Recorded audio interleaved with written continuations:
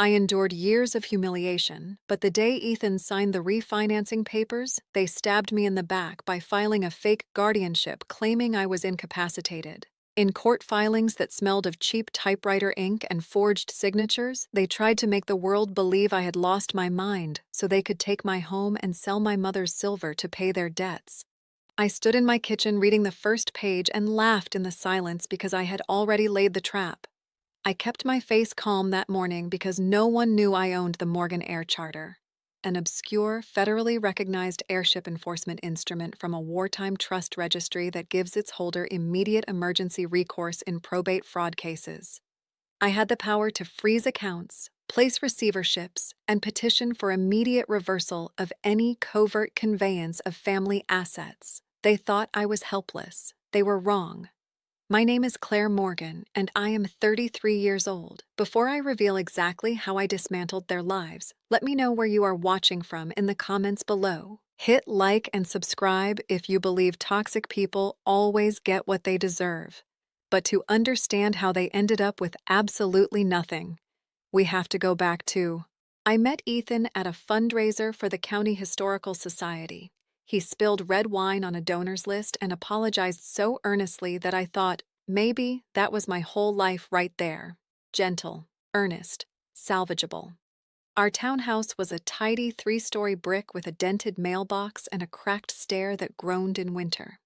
I brought lemon bars to his family's first Christmas and told myself I would never be the kind of woman who let pride push her into hiding what she was. But pride has funny neighbors. It met fear and made us bargain. The reason I hid the Morgan Air Charter was practical and private.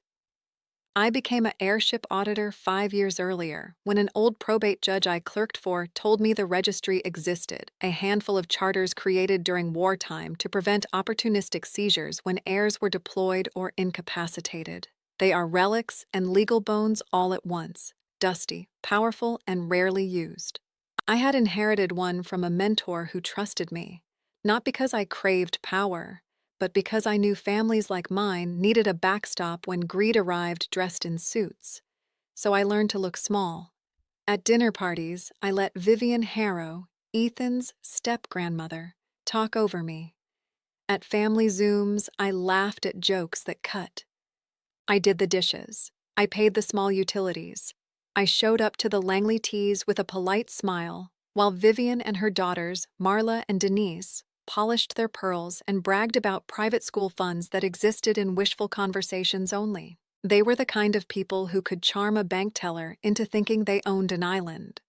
They could make neighbors think they lived on a trust when they lived instead on credit calls and deferred payments.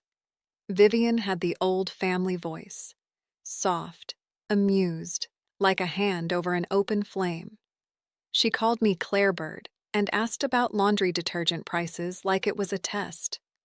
Marla, in her bright scarves, loved to point out what I could not afford: a new stovetop, a designer coat, a vacation house. Denise, younger, with a laugh more brittle than glass, would set her teacup down and comment that our end-of-year charity raffle needed a real centerpiece, meaning the antique silver my mother left me, a small collection I loved but feared would attract trouble.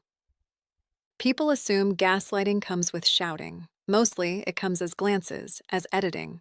Your worth removed line by line. Ethan, my husband, gentle, distracted, earnest, rarely defended me. He'd shrug at the comments and say, "They mean well." He loved his family's stories about downtown improvement projects, and sometimes he believed stories instead of documents. I didn't correct him. I learned to put my power in a drawer because every time I displayed it, the world found a reason to call me difficult. I wanted quiet. I wanted a life without spectacle. But hiding is a strategy with an expiration date. At night, I sat on the edge of our bed and cataloged the small cruelties like inventory. Vivian would call to remind us about the town gala, then add, almost apologetically, that houses like ours made charming backdrops for photos if someone would only spruce them up. They called our budget cute. They called my family's past quaint. If I had answered them honestly, that I possessed an instrument that could, in minutes, return any stolen family asset. The tone of those moments would have shifted from patronizing to violent.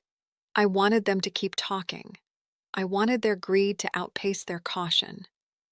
And then, one ordinary Tuesday, Marla brought a stack of papers to brunch with an anxious smile. "Claire," she said, looking like a woman who has practiced victimhood until it fit her bones, "we're arranging an emergency guardianship to protect you.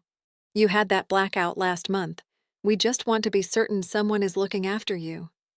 She tapped the papers as if they were delicate birds. "Sign here, Claire. It's just temporary until the doctors finish tests." She used the kindest knife in the drawer. Concern. She meant, plainly, to take. It is astonishing how quickly family can decide you are a problem that needs solving, and astonishing how many people will nod along. Their plan had the dazzle of cheap theater. Vivian had made a deal with Boyd Kramer, a notary known in 3 neighboring towns as a fixer with a stamp. Boyd owed them favors. He had a way of getting 2 signatures to look like one. Marla had bribed a retired local physician to sign a capacity affidavit and paid Denise's bartender boyfriend to swear he had witnessed my episodes. They collected a bundle of small lies, glued them together with forged notes and an emergency hearing petition, and presented the county probate court with a narrative that smelled like urgency. Claire Morgan is a danger to herself. Appoint temporary conservators now. Their greedy calculations were precise. Once a conservator was in place, they could control my bank access, refinance the townhouse in their names, and immediately move the silver into an LLC that no one would notice until the hammer fell at an estate clearance auction. They planned to sell my mother's silver that very weekend at the Langley County Antique Summit, a quirky event where appraisers and collectors gathered to assess heritage. Vivian intended to stand at the podium as the new guardian, read a statement about family protection, and then present the silver as proof that she had saved my estate by monetizing assets. They expected 2 things: my silence and the court's rubber stamp. To them, I was a quiet bird easily netted. They were not subtle about motive. I overheard Denise on the phone, voice thin with excitement, saying, "If we get control of Claire's place, we can clear the private loans and finally register the Langley LLC. The antiques will pay the bank, and the house will be collateral." They counted lines on spreadsheets that looked like dreams made of numbers. The silver would be enough to cover suit payments and keep their credit lines open for another season. The house would become a bargaining chip for a buyout that would let them sell the townhouse once the market touched the right note. On a logistics level, it was messy and brilliant in its messiness. They had a notary. They had a doctor. They had a judge easily persuaded by the appearance of an emergency. They had the county antique event to make everything public and irreversible.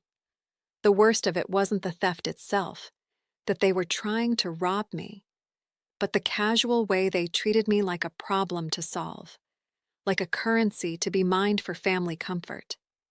They thought the probate system moved slowly and that speed favored them. They were wrong because they didn't account for the charter. I discovered the motion filed against me in a stubby envelope slid under our door at dawn. The headline of the petition called me incompetent in typewriter font, the signature lines smudged, the physician's affidavit folded and creased like something rushed and cheap. When I read the words aloud in the empty kitchen, it felt like hearing my own obituary written by someone who had only ever skimmed my life. I did not call Ethan. I did not call Vivian. I called Walter Gaines. Walter was an old probate judge who had mentored me in my 20s. He had retired into a small house with a garden full of stubborn roses and a mind that liked Mondays. He had once told me over tea, "There are instruments that only a woman with patience and a temper will keep safe." He had given me the Morgan Air Charter with the admonition that I hide it like a family secret and reveal it like a scalpel. As I told him on the phone, my voice steady in the way you use when you want a person to hear a plan instead of a complaint, he said quietly, "They've overplayed their hand. You're going to let them walk out onto a stage." That was when the plan shifted from defensive to surgical. I didn't get angry. Anger is hot and noisy. Revenge requires cold instruments. First, we cataloged evidence. I had been careful. Paper trails are rarely made by accident. Vivian's check to Boyd had a bank stamp. Denise's Yelp reviews had the same IP address used while logging into the Langley Lives Facebook page. The fake affidavits had the same courier address as Marla's bookkeeping email. Fraud loves repeating patterns. We matched them. Next, Walter and I invoked the charter. The Morgan Heir Charter works in two parts: emergency judicial recourse and an administrative lever that summons a temporary federal receiver when petitioned with credible proof of probative fraud. In plain terms, we could request a prejudgment receivership to protect the assets while the court sorted the shredder of claims they were building. That meant the antiques couldn't be auctioned, the townhouse couldn't be refinanced, bank transfers could be frozen, but legal instruments are only as fast as the people who run them, so we bent the people part. I called Aurora Price, a retired litigation attorney who owed me a favor because I had once rescued her from a public relations mess by quietly releasing documents that had held her name in them. Aurora still moved like someone who could pick locks with arguments and patience. She agreed to sign a motion for immediate emergency enforcement under the charter, and she promised to hand-deliver it at the Langley County Antique Summit, where Vivian planned her triumphant declaration. Next, we turned to optics. Vivian needed an audience. She needed proof of her guardianship to be broadcast live. They had chosen that public moment because it would make the theft look noble, so we built a moment to reverse it. I arranged for a certified process server, Leah Thompson, to be at the summit steps with a court clerk. I coordinated with the county sheriff's office and a federal marshal because a receivership invoked under the charter would allow federal enforcement if the petition showed cross-jurisdictional fraud. We would not let them slip the silver out the back door. Meanwhile, I prepared the direct strike. I filed a criminal referral for forgery and conspiracy, attaching the matched IP addresses, the bank stamps, the bartender's text, and a small recorded conversation where Marla asked Boyd to make the signatures look tired. I did not hide my power, I hid the timing.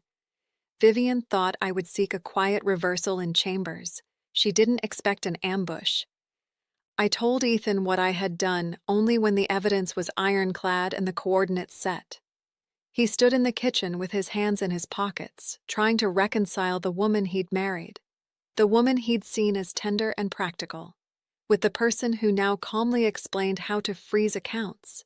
His voice was thin. "You could have told me." I said, "I needed you to stand where you stood, not where you thought you should." He nodded, not fully understanding but present.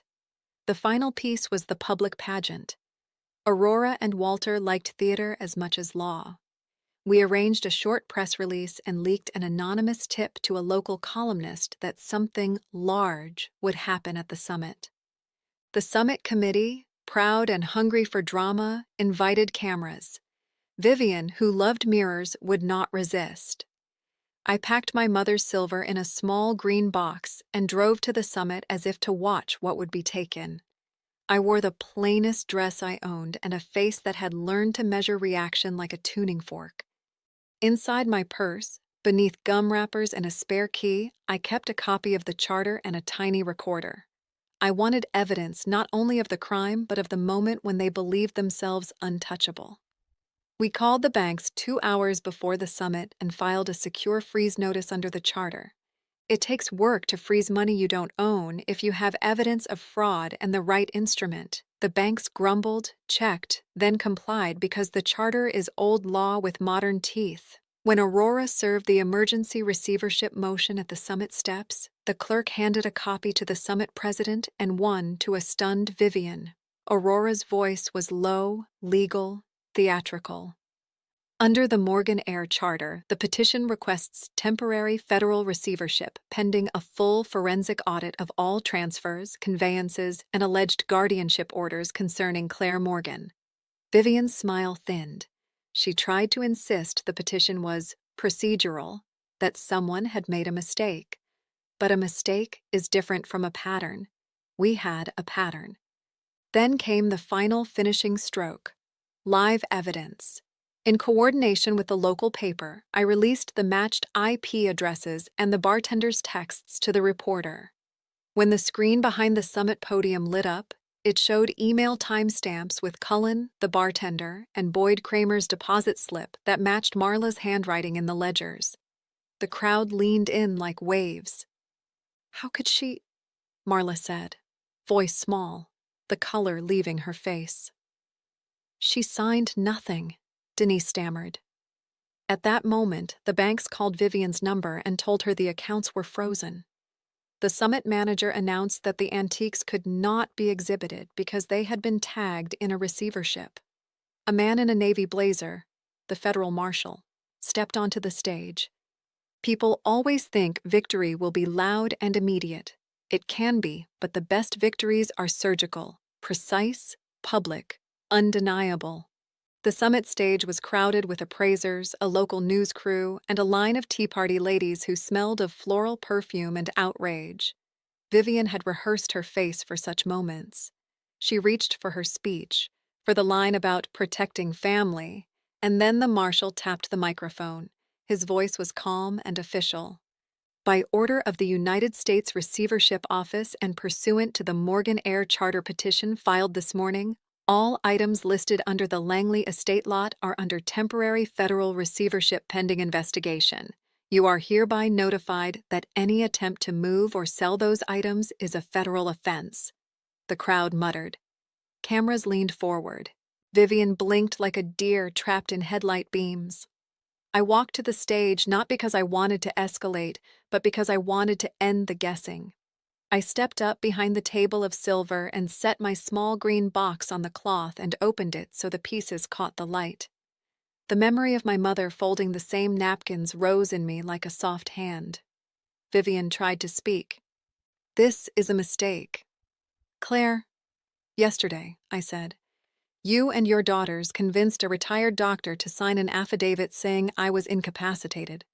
You had Boyd Kramer notarize documents and presented a petition to the court without my notice, without my counsel, and planned to auction my mother's silver at this very event." I watched her face collapse into arithmetic, grief divided by logic. They had anticipated crying and stammering from me. Instead, I presented a timeline. Aurora read excerpts of the bartender's text messages aloud. "Make the sign look tired. She never notices." Walter walked through the bank stamps. Leah, the process server, produced a receipt where Boyd had been paid in cash. Then I read plainly the motion we had filed: a petition for a prejudgment attachment and criminal referral. I explained in the simplest language possible that the charter allowed us to move fast because the evidence showed an attempted fraudulent guardianship and immediate risk of asset dissipation. The anchors on the local news repeated the words fraud and forgery as if they were new spices. The cameras, as instruments of now, shine cruelly.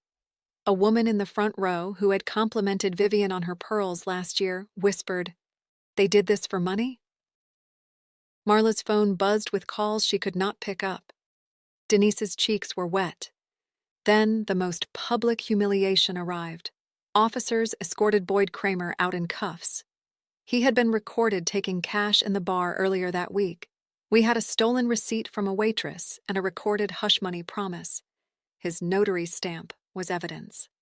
The federal marshal read him his rights at the podium as if the audience were a jury. People in the crowd who had never looked at the probate system suddenly understood what forgeries could look like, smell like, feel like. Vivian fell to her knees behind the podium, palms splayed, a practiced plea falling through her fingers. "Claire, please, we are family. We made a terrible, terrible mistake." The mistake by then was a legal fact and a moral problem. They had tried to weaponize compassion into cover for theft. They had miscounted the people who would see the pattern and who would stand like iron. When the federal marshal announced that multiple accounts tied to Vivian and her daughters were frozen and that a temporary receiver would inventory and secure all items, the crowd released a sound like a single held breath letting go. The antique silver sat quiet under the lights. It would, by federal order, be cataloged and protected until the court decided its rightful owner. The audience clapped in a sore, stunned way, as if applause could rebuild the trust they'd invested in the wrong people. I did not shout. I did not scream.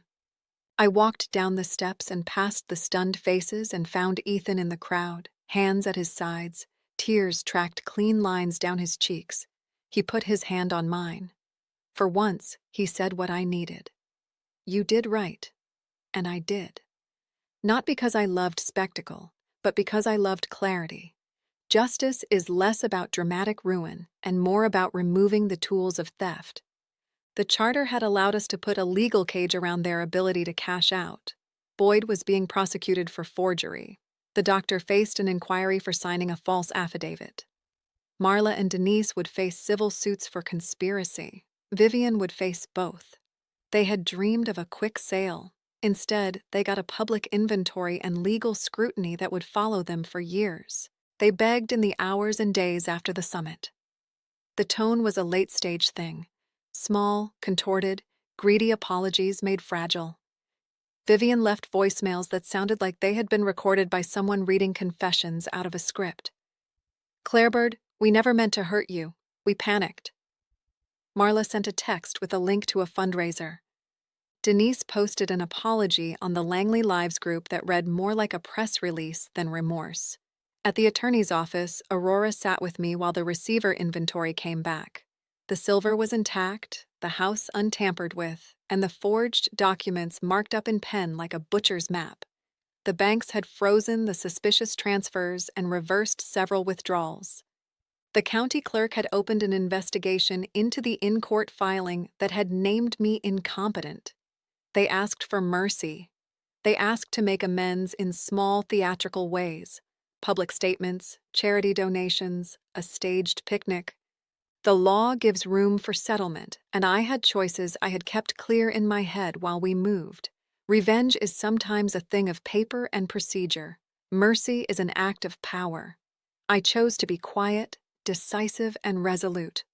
I signed a narrow settlement that required Vivian and her daughters to withdraw their petition and pay restitution for legal fees, and I insisted the receiver distribute any fines to a local eldercare fund instead of letting them pocket forgiveness. I could have had the house sold. I could have used the charter to bankrupt them. I did not. They would be under scrutiny for years, their credit ruined, the notary facing criminal court. That alone would be punishment enough. I took the moral high ground, not because I felt kinder, but because I wanted to stop the story from being about me and start it being about the truth. Ethan apologized properly in the kitchen one night, the kind of apology that rearranges a life. He said, "I didn't see it. I believed what they told me, and I left you to fight." He meant it. I forgave him because he had chosen, months ago, to be my partner in small things. Now he chose to be present in big ones too. Forgiveness for us was a tool for moving forward, not for wiping clean the ledger. The town's tea ladies stopped inviting Vivian to their luncheons. People were slow to forget how easily they'd been persuaded by a borrowed smile and a persuasive tear. The Langley County Antique Summit implemented stricter provenance checks. Boyd Kramer was disbarred from notary rolls. The doctor faced sanctions. The bartender's testimony helped the prosecution. He told the court the truth because he had watched greed ruin people and did not want to be part of that machine. For me, the aftermath was quieter than the drama. I reclaimed the townhouse keys officially in a short, concrete hearing. The receiver returned custody of the silver to me under court order, noting my standing as the lawful heir. I did not reopen the boxes to count coins. Instead, I called the Historical Society and arranged for my mother's pieces to be cataloged and displayed with a plaque that explained provenance and stewardship, a small public lesson about how family artifacts are not currency to be mined by selfish people. At night, after the last summons and motion was settled, I sat in the garden and watered the roses Walter had once tended. The world felt fuller and calmer. The charter sat in my safe, a quiet thing with a loud effect. I chose to keep it private still, because power without restraint is a different kind of danger. But the town knew now that a quiet woman could hold an old instrument and use it like a scalpel to remove rot. People sometimes ask if the revenge felt empty, as if vengeance once served leaves a hollow. The truth is simpler. It felt like work done. The kind of work that sorts theft from care. The kind of work that shows the town what greed looks like when it's wrapped in family language. The work left me exhausted and steady and strangely peaceful. The Harrows tried to call me later, softer now, asking about family reunions, as if reconciliation could be bought with contrition. I declined. Some doors are not reopened because they were never meant to be. Now I teach workshops in probate literacy, small classes for neighbors who think estate is the same as inheritance. Ethan helps with the refreshments. Walter sits in the front row and smiles like someone who knows a good plan when he sees one. Aurora stops by with legal forms and gossip about the courts. Leah, the process server, waves whenever she sees me at the market. And the charter? It remains, folded like a map under my passport, a reminder that some instruments are made to protect quiet things from loud thieves. I keep it because someone has to be willing to stand where greed thinks no one watches. I keep it because justice is often quiet at the start, then swift when given power.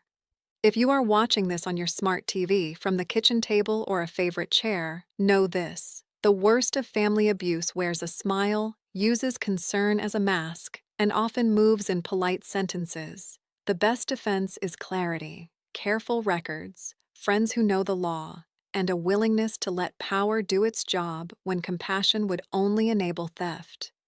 If you liked this story and want more justice served quietly and smartly, let me know where you're watching from. Tell me, have you ever had to reveal a quiet strength to stop a loud liar? Share below and remember to subscribe.